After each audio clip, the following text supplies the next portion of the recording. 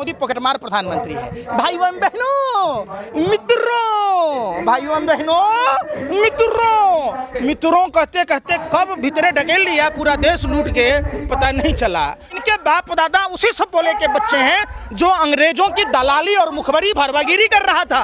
यारों का supplier BJP का आदमी, गैंग रेप करने वाला मध्य प्रदेश शहडोल में बीजेपी का नेता, बच्चों का अपहरण करता मध्य प्रदेश में भाजपा बजरंग दल का आदमी। आपने देखा होगा बलात्कारी कुलदीप सेंगर चिन्मयानंद भाजपा का आदमी, ड्रग्स माफिया प्रमिला गोस्वामी, कैलाश विजयवर्गीय का राइट हैंड राकेश सिंह करीबी, वहाँ का वो प्रमिला गोस्वामी जिसके पास 80 से 90 लाख का कोकीन पकड़ा गया।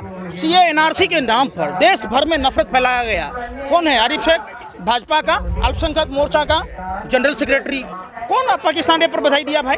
अगर ये ओवैसी दिया होता, ममता बनर्जी दी होती, राहुल गांधी जी दिए होते तो क्या कहते ये लोग कि पाकिस्तान पे बधाई दिया, ये देशद्रोही है, पाकिस्तानी है। कौन गया था पाकिस्तान में बिरयानी खाने? कौन गया मसूद अजहर को जमाई समझ के छोड़ने के लिए? बताइए ना। अजीब डोभाल के बेटे का पाकिस्तान में धंधा चले तो वो देशभक्त है। अडानी का अडानी पोर्ट चालू रहे तो देशभक्त है। किसान का बागा बॉर्डर बंद हो जाए।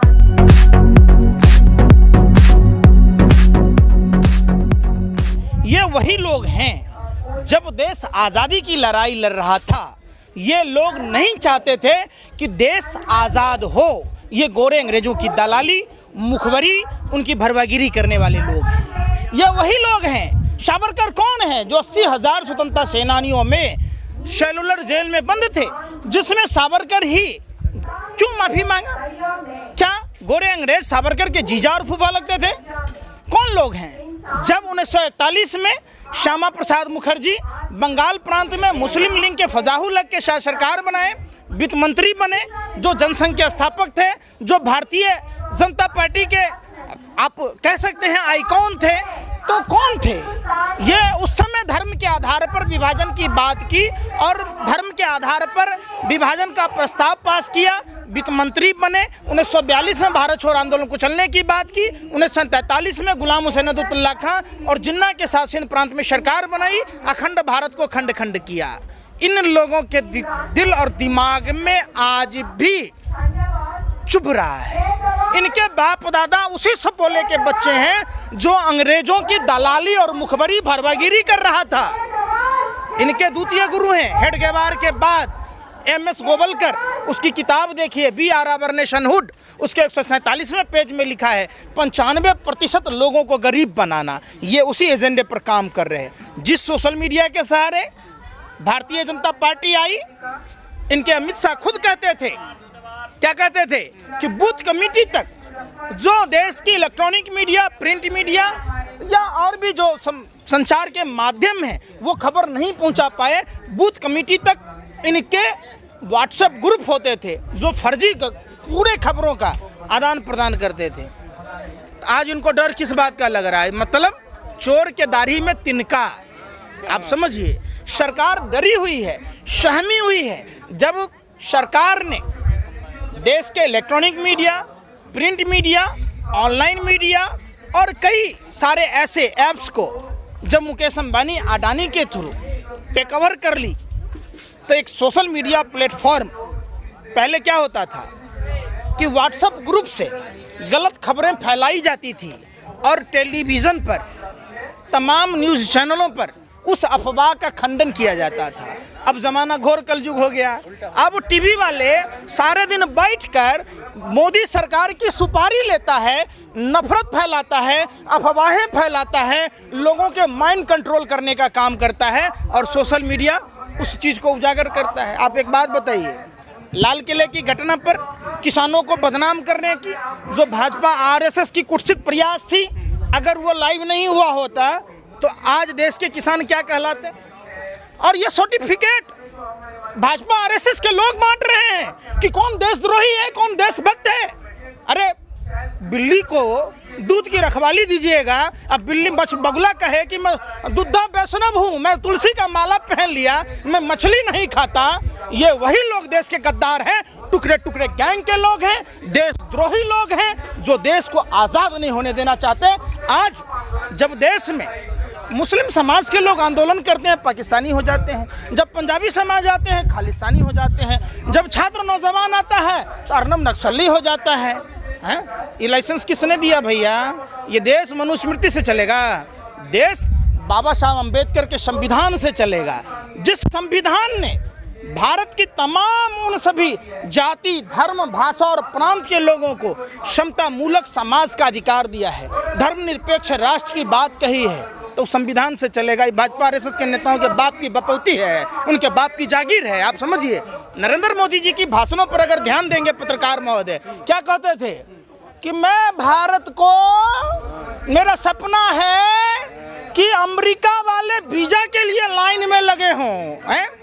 अरे भैया, देश की जनता का आपने ऐसा बेहाल कर दिया कि छात्र नौजवान लाइन में है, किसान लाइन में है, माता बहनें लाइन में हैं, खुद अपनी माँ को लाइन में लगा दिया। ऐसा निकम्मा निकारा। आप देखिए, इतिहास गवाह है। दुर्योधन ने द्रौपदी का अपमान किया तो कौरवों का क्या हुआ? रावण ने माँ सीता का अपमान किया, रावण का क्या हुआ? आप जुग देखिए, जब कंस ने देवकी का अपमान किया तो कंस का क्या हुआ? ये रावण, कौरवर, कंस से भी ज्यादा अहंकारी, फेंकू प्रधानमंत्री, देश का पॉकेट मार प्रधानमंत्री, पनौती प्रधानमंत्री, जयचंद प्रधानमंत्री, भस्मासुर प्रधानमंत्री, जसोदाबेन जी को न कुंवारी छोड़ा, न सुहागन छोड़ा, न विधवा छोड़ा, धोबी कुत्ता न घाट का न बाट का। जिस आदमी ने मांग में सिंदूर भरा, उसकी मांग नहीं पूरी कर पाया। हिंदू धर्म में 16वां संस्कार होता है शादी पर। देश के लिए मैंने परिवार छोड़ दिया, सब कुछ देश के लिए कर लिए। भरी जवानी में भीख मांगे 40 साल, देश के लिए नाला में पाइप लगा के गैस चूल्हे में जोड़ के चाय बेचे, जिस समय 50 पैसा में मसाला डोसा मिलता था, 2 रुपया में कटिंग चाय बेचते थे। इतना बड़ा रिसर्च साइंटिस्ट के होते हुए जो सिलेंडर 350 से 400 में मिलता था, 800 के ऊपर चला गया। शर्म नहीं आती प्रधानमंत्री को? ये पूरी टीम जो है, मोदी नहीं मदारी है, झूठ बोलने की पैदाइशी बीमारी है। जरा सी महंगाई पर आप, अमिताभ बच्चन साइकिल पर चढ़ते थे, कार में डीजल पेट्रोल आग लगाने की बात कहते थे, अक्षय कुमार, अनुपम खेर, बाबा रामदेव का देखिए। जो एक बात बताइए पत्रकार महोदय, योग से अगर बीमारी का इलाज होता तब बाबा रामदेव कोरोनिल के दवा लॉन्च क्यों करते? फर्जी। बवासीर की दवाई करते, बीपी की दवाई, शुगर की दवाई सब क्यों बेचते? और खुद हॉस्पिटल में, एम्स में क्यों भर्ती होता? क्यों बालकृष्ण एम्स में भर्ती हुआ? मतलब देश को कैसे मिसगाइड किया जाता है। ये बहुत बड़ी एक साजिश है और इनके पीछे कहीं ना कहीं विदेशी फंडिंग है। भारत विश्व की तीसरी महाशक्ति प्रधानमंत्री मनमोहन सिंह जी के नेतृत्व में था। हमारा जीडीपी 10.5% के था, आज राजकोषीय घाटा 10%। देश की तमाम संस्थाओं को बेचा जा रहा है। एक समय था जब लोग हवाई चप्पल वाले हवाई यात्रा करने की सोच रहे थे और सफर कर रहे थे। 5 रुपए का टिकट था गाजियाबाद से नई दिल्ली का, आनंद विहार का, अब 30 रुपए का टिकट है। लालू यादव जैसे रेल मंत्री हुए जिन्होंने टिकटों के दाम में 1 रुपए की कटौती की, एक ही कलम से 80,000 कुलियों की बहाली की, रेलवे में हर साल करोड़ों नौकरियां दी जा रही थी, उस रेलवे को बेचा जा रहा है। देश का कोना कोना बेचा जा रहा है। अब दिव्य पुरुष राजा हरिश्चंद्र की छठी औलाद गद्दी पर बैठा है, नोटबंदी से फायदा हुआ, 268 टन सोना गिरवी रख दिया है, आरबीआई का पैसा चट कर गया, भारत की तमाम संस्थाओं को बेच दिया, तो पैसा कहाँ गया? पहली बार तारीपार गृह मंत्री जिसके अंदर में सीबीआई, उसके कस्टडी से सोना चोरी हो गया। अब सीबीआई की जांच स्थानीय पुलिस करेगी, ये सवाल उठता है। तो देश में आप देखेंगे, अगर देश को बचाना है, हम हाथ जोड़कर देश की सभी जाति, सभी धर्म, सभी भाषा और प्रांत के लोगों से अपील करते हैं, इस पॉकेट मार प्रधानमंत्री, पॉकेट मार क्या कहता है? सावधान, अपने अपने कीमती सामान और पर्स का ध्यान रखना, नहीं तो पॉकेट मारी हो सकती है। अब लोग जैसे ही अपना कीमती सामान पर हाथ देगा, पॉकेट मार देख लेता है। नरेंद्र मोदी पॉकेट मार प्रधानमंत्री है। भाइयों एवं बहनों, मित्रों, भाइयों एवं बहनों, मित्रों कहते कहते कब भीतरे ढकेल लिया पूरा देश लूट के, पता नहीं चला। ऐसा कोई सगा नहीं जिसको मोदी ने ठगा नहीं। कभी करोड़ों रोजगार देने की बात कही गई थी प्रधानमंत्री मोदी जी के द्वारा। कल देश के तमाम करोड़ों मिलियंस युवाओं ने जो है सोशल मीडिया पर ये ट्रेंड कराया हैशटैग मोदी रोजगार दो, मोदी जॉब दो, लेकिन सरकार की तरफ से कोई भी प्रतिक्रिया नहीं आई। सरकार कहिएगा इसको, अगर सरकार होती तब ना भाई। ये देश का पॉकेटमार प्रधानमंत्री, ये जेल में डालने की बात कहता है। ये रावण कौरव और कंस से ज्यादा अहंकारी है। आपने जिस गुजरात में एक बहुत बड़ा 20 लाख हजार करोड़ रुपए का घोटाला था जीएसपीसी में, अब देखिए उसमें क्या हुआ। ओएनजीसी में टेक ओवर कर दिया गया।